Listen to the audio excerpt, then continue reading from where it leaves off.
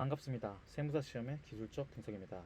오늘은 24년도 8월에 있었던 세무사 2차 시험 회계학 일부 피드백 영상을 올리도록 해보겠습니다.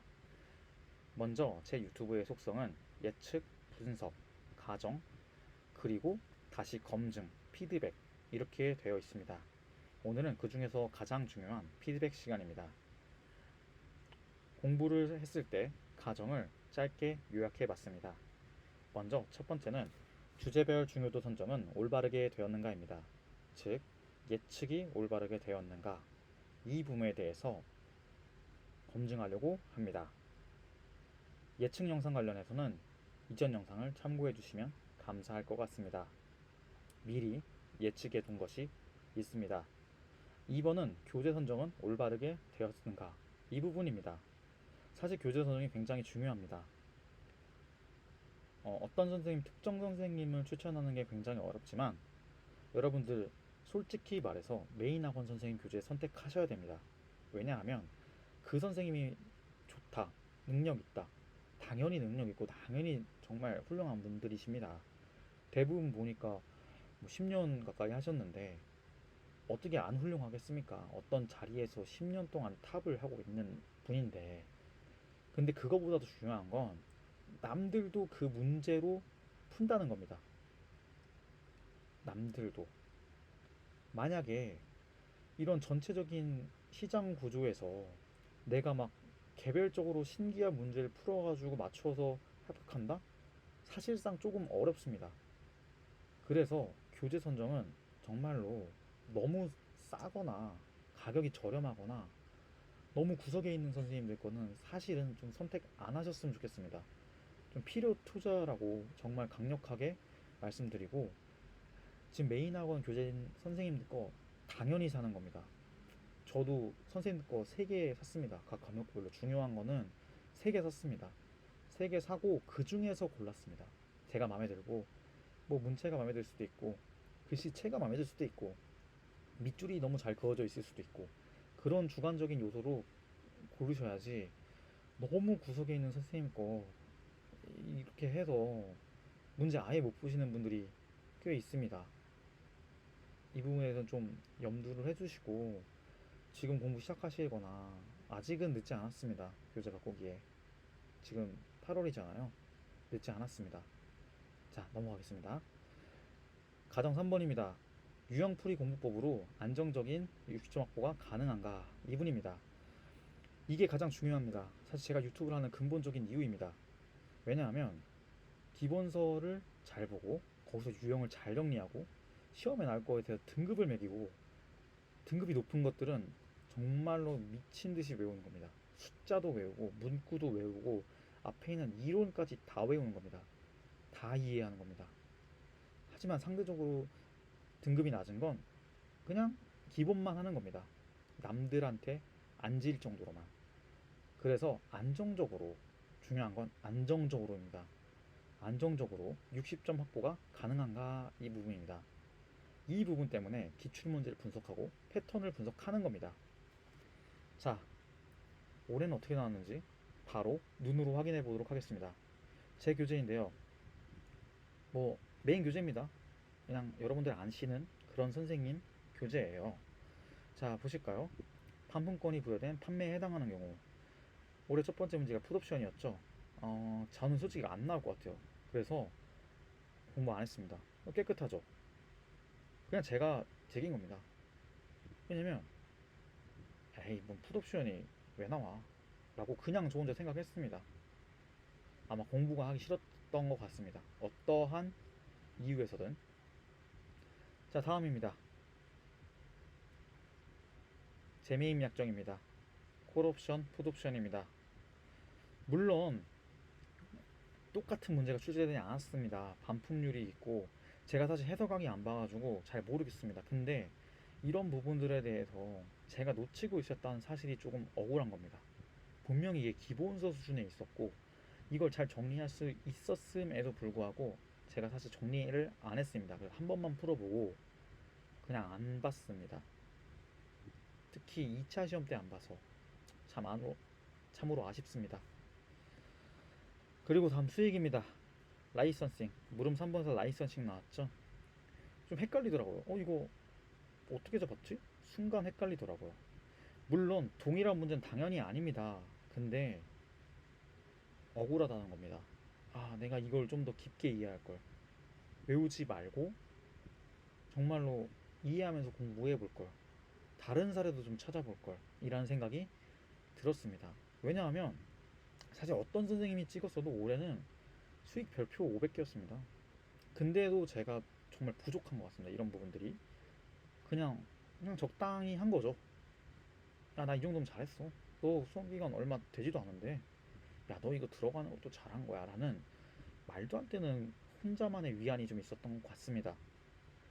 그래서 이런 것들을 제대로 정리하지 않은 게 너무나도 후회가 됩니다. 자, 예제 5번입니다. 지분 상품의 중도 청산입니다. 이 부분은 시험에 정말 나올 것 같았습니다. 그래서 별표도 여러 개 치워놓고, 야, 어디 조심해라. 이런 거를 제가 정확하게 표시를 해놓았습니다. 보시면 아래 분계도 해놔서 딱 요약까지 해놨죠. 이런 것들은 좀 잘한 것 같습니다. 자, 두 번째는 이겁니다. 이 부분이 조금 아쉬운데요. 이런 부분에서 사실 수험생들끼리의 정보 공유는 어느 정도 제한적이다라는 생각을 할 수밖에 없었던 것 같습니다. 왜냐면 저를 도와주는 친구 중에 솔직히 조금 아쉽지만 정말 좋은 친구지만 장수생 친구가 한 분 있습니다. 그 친구한테 제가 이 예제를 보여주면서, 야, 이거 내가 이해가 안 간다. 이게 도대체 왜 이러냐? 아니, 이게 왜 이게 부채고 이게 왜 자본이냐? 난 진짜 이해가 안 간다. 라는 말을 한 적이 있습니다. 그랬더니 이 친구가, 그거 안 나와, 형. 그런 거 안 나와. 세무사는 기본적인 것만 잘해도 진짜 점수 70점 만데 문제 없어 라고 하는 겁니다. 작년에 그 친구가 회계학 85점인가? 이렇게 받았거든요. 그래서 저는 그렇구나. 할 것도 많은데 이런 건 좀 제낄까? 물론 주식기준부상 S급으로 S 플러스급이었습니다. 근데도 제가 그 말을 좀 믿고 싶었나 봅니다. 이게 저한테는 좀 그때 당시 어려웠으니까, 일회독 당시에는. 지금 보니까 이거 왜 안 했지? 바보. 이런 생각이 정말 드는 겁니다. 회독수가 쌓이고 공부가 늘고 자산이 뭐고 부채가 뭔지 이해하기 시작하니까 기본서를 좀 더 볼 걸, 이런 생각이 좀 들기도 하고 다양한 생각이 들었습니다. 마지막으로 원가 관리입니다. 굉장히 유사한 문제가 있었습니다. 필수 문제로. 물론 똑같은 문제는 아니었습니다. 좀 결합해서 나오고 기출문제 이거보다는 좀 어렵게 나온 건 저도 알고 있습니다. 하지만 이때 용어 정리를 잘했으면 더 빨리 풀지 않았을까? 시간이 남지 않았을까? 이런 생각을 하게 되는 겁니다. 그냥 순간 예산 배분율, 단일 배분율, 이거 뭐였지? 잠깐만, 이렇게 됐습니다. 이런 걸 명확하게 정리했어야 되는데, 어떻게 보면 유형별 문제풀이의 한계이자 저의 한계라고 생각도 듭니다. 왜냐면 이 유형을 정리할 때 정말 밑바닥까지 쭉 정리해서 기본 이론까지 싹 쌓았어야 되는데, 그래서 마음이 급해서 문제 유형만 외우다 보니 정말 기계적으로 한 것 같습니다. 그 부분이 좀 아쉽습니다. 개인적으로 지나갔습니다만 정말 비슷한 문제들이 많이 출제됐습니다. 그럼에도 불구하고 라이브적 요소가 있었던 것들이 좀 있었습니다. 특히 문제 1번에 물음 2번, 요런 거는 보증이 나왔죠. 보증이 나왔는데 다들 이 부분에서 애매했다, 좀 어려웠다라고들 하더라고요. 근데 이것도 뭐 못할 정도는 아니었다라는 좀 피드백들을 주시는 분들이 좀 있어요. 근데 그분들은 되게 솔직하게 얘기하시더라고요. 저 3차생이다. 몇 년 공부했다. 근데 보니까 좀 오래 공부하신 분들, 그런 분들은 충분히 물음 2번도 대비가 가능했다라고 말씀해 주시더라고요. 이런 게 사실 어떻게 보면 순기능입니다.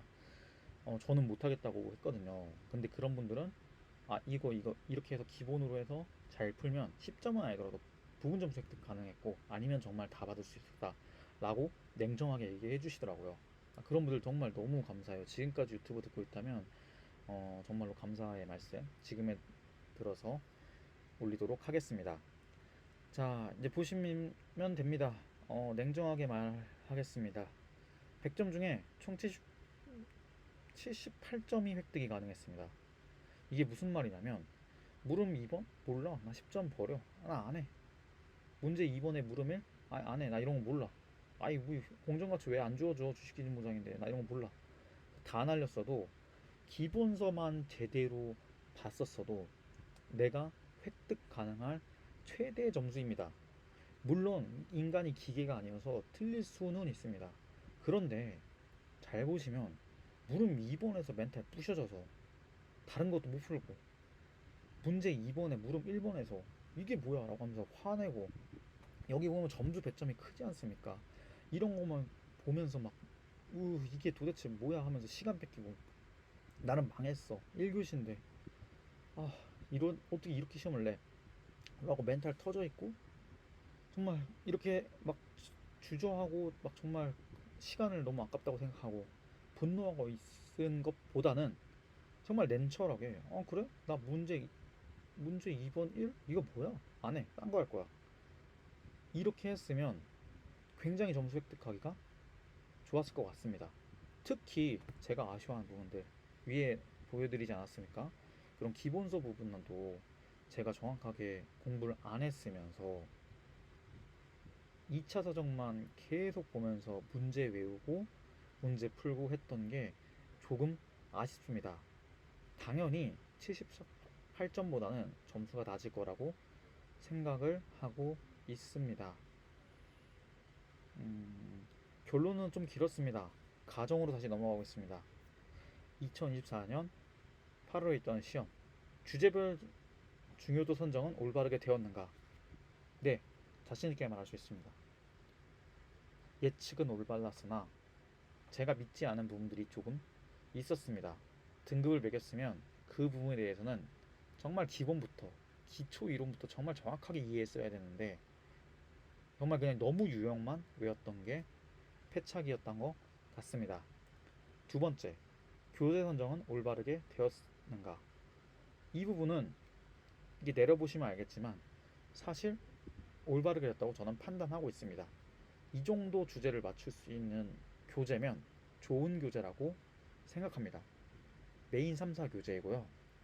아마 제가 지금 시간이 없어서 다른 강사님들 기본서 교재까지는 확인을 못했지만 아마 비슷한 내용들이 다 들어가 있을 겁니다. 왜냐면 선생님들도 중요하다고 생각하는 게 모든 메인학원 선생님들은 좀 비슷할 것 같아요. 이게 공부라는 게 그렇지 않습니까? 정점으로 올라가면 이게 비슷할 겁니다. 내가 이거 확인을 해봐야 되는데 사실 그럴 시간까지는 없었고 제가 메인으로 교재하는 선생님의 교재로 판단해 보았습니다. 결국에는 동차 시험은 어떻게 될지 잘 모르겠습니다. 그래도 답안을 열심히 적었고 이번 시험이 좀 객관적으로 봤을 때는 어떻게 될지 좀 분석을 더 하고 자료를 모아봐야 하긴 합니다. 어떤 유튜버 구독자분들께서 객관적으로 어떻게 되었는지 좀 분석 좀 해달라고 하는데 사실 좀 아이디어는 잡혔는데 좀 몸에 힘이 없습니다. 편집할 힘도 좀 없고 아무래도 시험 끝난 지 얼마 안 돼서 그런가 바로 회사 복귀했더니 아우 이게 몸이 좀 말을 안 듣습니다. 반차 쓰고 이제 나오긴 했는데 아우 그래도 이제 월요일 아침에 미치겠더라고요. 뭐 아무튼 여러분들 오늘 모두 고생하셨고 네이버 카페 열었습니다. 지금까지 들어오신 분들은 꼭 네이버 카페 오셔서 같이 열심히 공부했으면 좋겠습니다. 자료도 많이 올릴 거고요. 거기 노하우들 다른 분들의 노하우, 제 노하우 많이 축적될 예정입니다. 그러니 많은 분들 네이버 카페 들어오셔서 꼭 가입하시고 참여하셨으면 좋겠습니다. 이상 세무사 시험의 기술적 분석이었습니다.